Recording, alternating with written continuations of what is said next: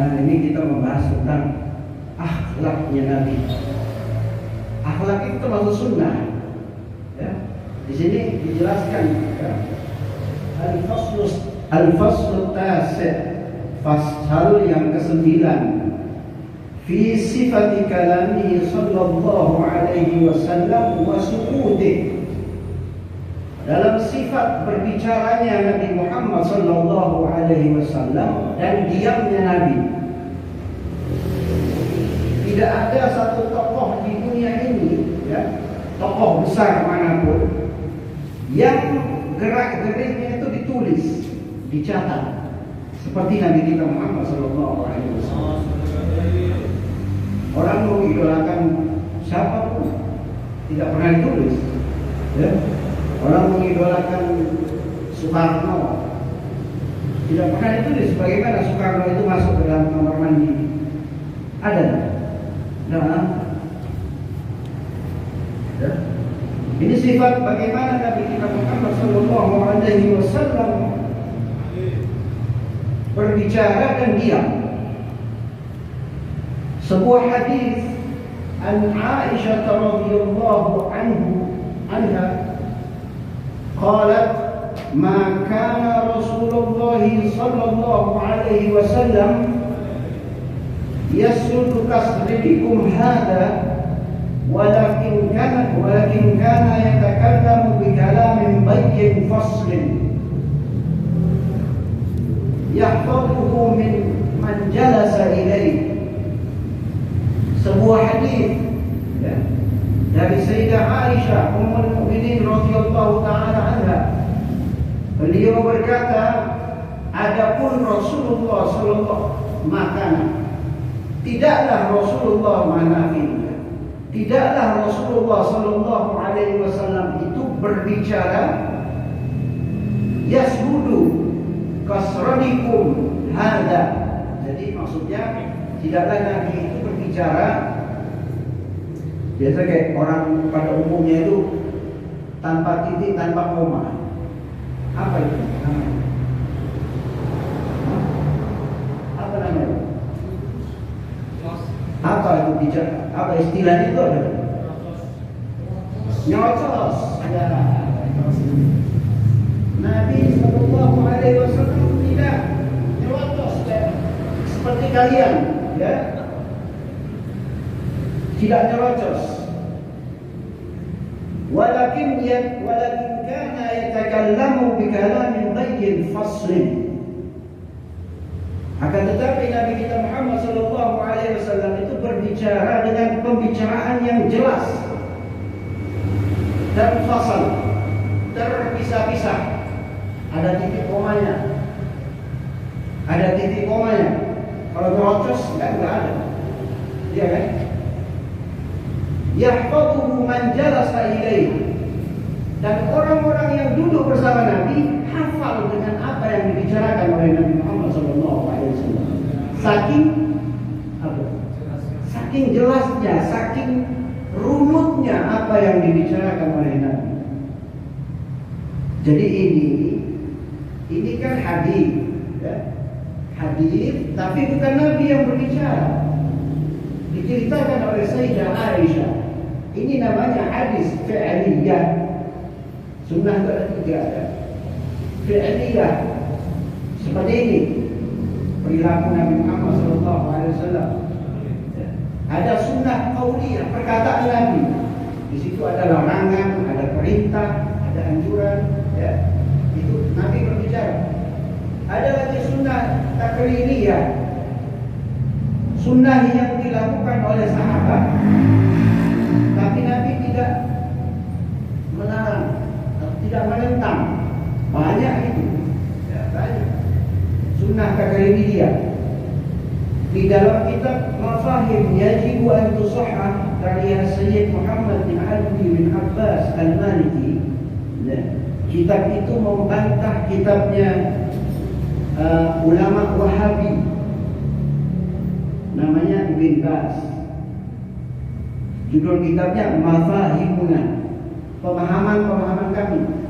Dibantah oleh kitabnya Sayyid Maliki Yajibu mafahim yajibu an tusahhah, pemahaman-pemahaman yang harus diluruskan atau diperbaiki. Ya. Ada seorang sahabat, Ibn Bas mengatakan kullu bid'atin dhalalah.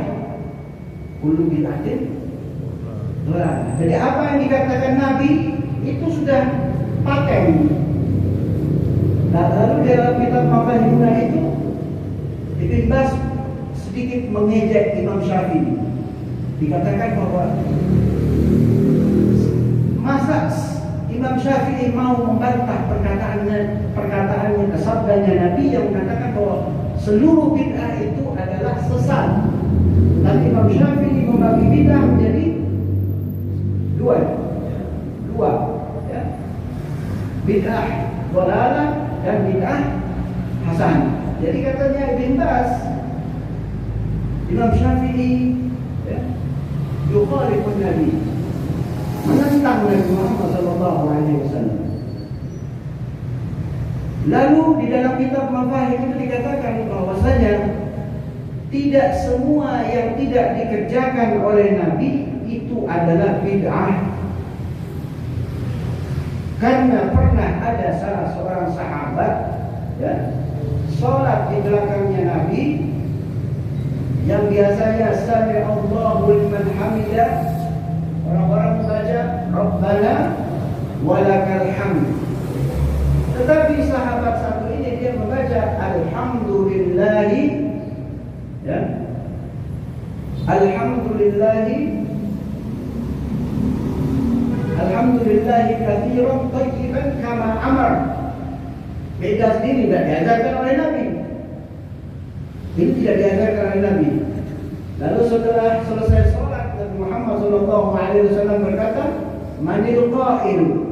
Tadi siapa yang ucapin doa itu? Kok doa yang tidak aku ajarkan? Tidak ada yang berani ngaku, akhirnya dipaksa dia ngaku. Ana ya Rasulullah. Terus kata Nabi, aku melihat malaikat turun mencatat apa yang engkau ucapkan tadi. Berarti tidak semua yang tidak dikerjakan oleh Nabi adalah dolal. Ya. Terus sanggahan berikutnya mengenai kata kullu. Kullu itu diartikan semua, padahal kullu itu bukan semua. Di dalam Al-Quran Allah Subhanahu wa ta'ala berfirman, وَجَعَلْنَا مِنَ الْمَاءِ كُلَّ شَيْءٍ حَيٍّ. Pernah dengar ayat ini? Pernah dengar tak? Hah? Dan kami jadikan dari air seluruh. Padahal kalimatnya ini bukan seluruh. Dan kami jadikan dari air itu seluruh, segala sesuatu menjadi hidup. Padahal kita tahu iblis diciptakan dari apa? Api. Api, berarti tidak semua. Ini yang namanya kita belajar ya, bahasa Arab dengan sebenar-benarnya. Ya. Bahasa Arab itu agak rumit, sulit. Ya. Seperti orang memahami kalimat hadis Nabi Muhammad SAW. Nabi bersabda, Abi wa abu finnar, ayahku dan ayahmu di neraka. Lalu mereka mengartikan secara tekstual bahwasanya ayahnya Nabi ada di dalam neraka. Padahal para ulama mengatakan ada perbedaan antara al-walid dengan al-ab. Kalau al-walid itu adalah orang tua yang melahirkan kita. Kalau abi itu adalah orang tua selain dari orang tua yang melahirkan kita. Bisa paman, bisa paman, bisa ya siapalah selain yang melahirkan kita. Makanya kadang kita panggil orang tua itu abah, ya? Karena bukan abah kita. Itu sedikit ya tentang pemahaman Ahlus Sunnah wal Jamaah. Wa kana fi kalamihi sallallahu alaihi wasallam tartilun. Dan adapun Nabi Shallallahu Alaihi Wasallam itu kalau berbicara, pembicaraannya tertib. Apa itu tertib? Tertib itu kalau nyebut qaf jelas, nyebut zal jelas, ya. Nyebut huruf-huruf itu jelas, itu namanya tertib. Atau satu persatu, itu tertib. Makanya Nabi kita Muhammad SAW itu digelari ummi. Ada ustaz pun tak terima Nabi Muhammad itu digelari ummi. Pakai protes. Ummi di sini, buta huruf di sini pada zaman itu bukan diartikan dengan kebodohan, ya. Dan itu ada hikmahnya. Kalau Nabi bisa berbicara dengan baik, ya, bisa membaca, bisa menulis, maka orang-orang Quraisy akan menuduh Nabi ada yang mengajarkannya. Paham? Makanya Abu Thalib, pamannya Nabi Muhammad SAW itu tidak masuk Islam. Kalau Abu Thalib masuk Islam, orang Quraisy menuduh bahwasanya yang mengajarkan Nabi Muhammad baca tulis Al-Quran adalah Abu Thalib. Jadi Nabi Muhammad SAW itu hanya mendengar, langsung masuk ke dalam dadanya Al-Quran itu, ya. Ulama mengatakan turun dari Lauhul Mahfuz ke langit dunia. Al-Imam Jalaluddin As-Suyuti mengatakan turun dari Lauhul Mahfuz langsung ke dadanya Nabi Muhammad SAW. Baru dikeluarkan satu persatu kalau ada perlu, ya. Jadi itu sifatnya Nabi kalau berbicara. Wa kana kalamuhu sallallahu alaihi wasallam yahfazuhu kullu man sami'ahu. Dan adapun Nabi kalau berbicara, yang mendengar itu langsung hafal apa yang dibicarakan oleh Nabi. Bisa dibayangkan kan? Kalau saya ngomong ini sampai pulang lupa. Yakin. Apalagi kita makan sate. Lalu yaitu Nabi Muhammad SAW. Nabi Muhammad itu dijaga dari waktu kecil. Dari kecil itu sudah maksum. Satu kali Nabi Muhammad SAW sedang berjalan, ya, dengan seperti kain sarung itu. Itu kalau jatuhnya Nabi, harusnya auratnya terbuka. Tapi oleh Allah ditutup, dijaga itu. Aurat tak boleh terbuka. Auratnya Nabi. Dari kecil sudah dijaga. Hadir salah satu acara, di situ ada tari-tarian, ya, seperti pernikahan. Itu Nabi Muhammad waktu hadir itu acara, tertidur dari acara mulai sampai selesai. Dijaga oleh Allah Subhanahu wa Ta'ala. Jadi kalam pembicaraannya Nabi ini juga dijaga. Yang ngajari siapa? Allah Subhanahu wa Ta'ala. Tidak ada manusia yang mengajari Nabi. Makanya hikmah daripada Nabi menjadi yatim, ya, yatim supaya yang mengajarkan langsung Allah Subhanahu wa Ta'ala. Kalau abahnya masih hidup, diajarkan abahnya. Ya. Nabi bersabda, "Adabani Rabbi fa ahsana ta'dibi." Allah memberikan aku pendidikan adab dengan sebaik-baik pendidikannya, dengan sebaik-baik adab. Wa kana sallallahu alaihi wasallam. Ini wakana ini berarti apa? Syama'il, ya. Sifat-sifatnya Nabi yang diceritakan oleh para sahabat yang melihat. Wa kana sallallahu alaihi wasallam idza takallama bi kalimatin. Kalau Nabi Muhammad sallallahu alaihi wasallam berbicara satu kalimat, pembicaraan seperti ceramah atau dalam majelis ilmu, ya. Nabi Muhammad tak pernah duduk-duduk sama sahabat itu, duduk-duduk kerasan orang.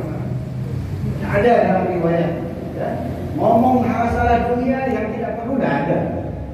Duduk-duduknya Nabi bersama para sahabat, duduk berbicara ilmu dan akhirat, berbicara Allah Subhanahu wa Ta'ala, ya. Kalau Nabi Muhammad berbicara, a'adaha thalathan hatta tafhamuhu anhu. Nabi Muhammad kalau berbicara sampai topik itu beliau ulang sampai 3 kali supaya orang yang mendengar itu benar-benar faham. Nah, yang pertama kenapa diulang sampai 3 kali? Pengulangan pertama itu supaya orang itu benar-benar mendengar. Ini kata para ulama. Pengulangan yang kedua untuk apa? Untuk tanbih, untuk peringatan. Dan pengulangan yang ketiga supaya kita merenung. Al-Imam Asy-Syafi'i mengatakan, ya, kalau ada orang menyampaikan kebenaran, ada 2 reaksi yang berbeda. Ya. Orang cerdas pasti dia merenung. Tapi kalau orang dungu, dia tersinggung. Ya, itu Imam Syafi'i. Nah, Imam Syafi'i mengatakan seperti itu. Kalau ada seseorang siapapun yang dakwah, Ustaz Zain, siapa aja, ya, yang sedang ceramah ngaji, dia menyampaikan kebenaran, orang cerdas dia merenung. Tapi kalau orang dungu, dia tersinggung. Catat ini, kamu catat baik-baik. Ya. Ini yang ngomong Imam Syafi'i, bukan Imam Syafi'i jualan bakso di Syafi'i, ya. Al-Imam Syafi'i.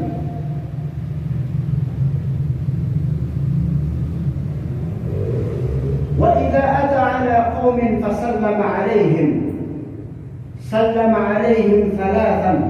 Nabi itu kalau datang satu perkumpulan, satu kaum, beliau akan mengucapkan salam yang lebih dulu. Salamnya berapa kali? 3 kali. Makanya kita lihat kalau ada orang ceramah itu, biasanya mengulang salam sampai 3 kali. Saya singkat saja ya. Wa kana sallallahu alaihi wasallam idza jalasa yatahaddatsu yukthiru an yarfa'a tarfuhu ila sama'. Kalau beliau sedang duduk berbicara yang bermanfaat, beliau banyak melihat ke langit.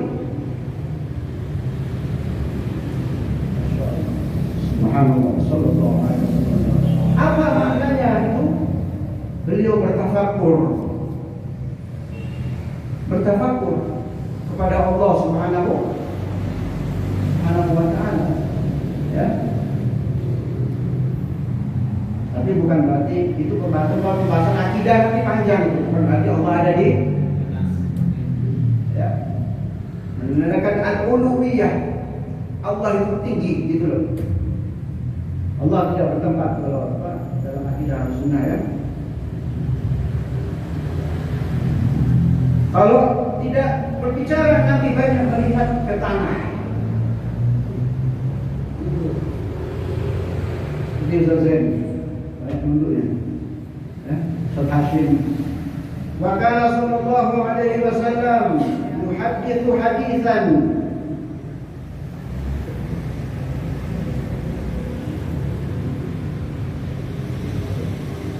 wa kana sallallahu alaihi wasallam kathira as-sukut la yatakallamu fi ghairi hajatin wa yu'ridu amman takallama bi ghairi jamil. Ini akhlaknya Nabi Muhammad SAW itu lebih banyak diam, ya. Tidaklah beliau berbicara kecuali ada hajat yang penting yang harus beliau sampaikan. Bahkan dalam riwayat dikatakan bahwasanya lebih banyak para sahabat itu bertanya tentang satu persoalan pada Nabi Muhammad SAW ketimbang Nabi yang berbicara, ya. Dan beliau menolak perkataan yang tidak baik, perkataan yang jelek, ya. Orang kalau dalam bab ghibah itu kan, orang lagi duduk ngerasani orang, kita juga dengerin di situ, kita juga kena dosa. Saya lihat paling banyak itu besar perkumpulan di mana-mana, pasti orang banyak itu perasaan orang tak sadar itu. Loh, itu bukan ngerasani yang maksudnya baik atau tidak baik. Kalau orang yang nggak suka, itu ghibah namanya. Ya, kalau nggak ada di orang itu pasti fitnah, ya kan? Kalau ada domba, namimah. Jadi kalau ada orang gibah, mendingan kita jauh. Ada Habib Abu Bakar Al-Idrus sudah meninggal di Lawang. Kalau ada orang bergibah di depan rumah beliau, diusir tuh, suruh pergi. Itu gibah itu dosa yang kita banyak tak sadar. Ngomongin si fulan, makanya saya jarang untuk dari itu. Biasanya ngomongnya tuh banyak orang. Kalau 2 orang jarang biasanya. Cobalah kita kalau dulu itu kita bicarakan tentang akhirat, ya, tentang ilmu. Ya. Nabi tidak pernah berbicara sesuatu yang sia-sia. Ya. Jadi dikatakan bahkan Rasulullah alaihi wasallam yahzum lisanahu illa bima ya'ni. Beliau menjaga lisannya, ya, kecuali dari apa-apa yang ada manfaat, yang jadi urusannya Nabi, urusan umat. Kalau enggak pernah bicara. Nabi jangan sedikit sekali berbicara. Makanya kita dengar sekarang sampai kepada kita hadis-hadis Nabi itu kalam-kalam yang seperti bagaikan untayan mutiara, ya, kalam-kalam yang indah. Beliau bersabda, min husni islamil mar'i tarkuhu ma la ya'ni. Dari bagusnya keislaman seseorang adalah dia meninggalkan satu perkara yang bukan urusannya. Sekarang banyak orang, ya, ngurusi urusan yang bukan urusannya, tidak paham ilmunya, ikut berbicara, tidak paham ilmunya, tapi ikut berbicara, ya. Mudah-mudahan yang sedikit ini saya menghormati beliau-beliau ini supaya tidak terlalu panjang, ya. Sedikit tetapi ada poinnya, ya. Jangan banyak tapi kalau ngidul, ya. Kalau ngidul. Sedikit, Nabi juga begitu. Nabi berbicara sedikit, tapi langsung kepada poinnya, ya. Ada itu hadis. Sebaik-baik pembicaraan, sebaik-baik omongan itu adalah yang sedikit tapi bermakna. Dan Nabi juga selalu berbicara berdasarkan para pendengar. Makanya sampai diulang 3 kali itu. Kalau ini orang kira-kira kurang cerdas, diulang 3 kali. Kalau orang ini sahabat utama yang cerdas, maka saya Abu Bakar, ya ahli cukup. Ya. Mudah-mudahan dengan kita membahas Nabi Muhammad SAW, beliau tersenyum kepada kita di alam barzaknya, ya, memandang kita dengan pandangan kasih sayang, pandangan rahmat, ya. Dan mudah-mudahan kita digolongkan sebagai umatnya, sehingga nanti kita dikenal oleh Nabi di yaumil mahsyar. Kita jangan ngaku-ngaku cinta sama Nabi, ya, tapi ada ilmu, siapapun itu, ya, ilmu yang menyampaikan datang. Majelis ilmu itu penting, itu warisannya Nabi. Nabi tidak meninggalkan uang, tidak meninggalkan harta, Nabi meninggalkan ilmu. Ya, ambil, ngaku cinta sama Nabi, tapi ada majelis ilmu dan mau datang ini haji. Sebab, masya Allah, saya akui, saya belajar sendiri dulu. Datang majelis ilmu, Ustaz Zain bikin majelis roti, datang hadir, kalau ada ilmu hadir, ya. Innama bu'ithtu mu'alliman, kata Nabi Muhammad SAW. Saya ini diutus sebagai seorang pengajar, bukan seorang yang berzikir ibadah salat, sebagai seorang pengajar. Nabi membawa ilmu dari malaikat Jibril dari Allah Subhanahu wa taala. Wallahu a'lam wa ahkam. Wassalamu alaikum warahmatullahi wabarakatuh.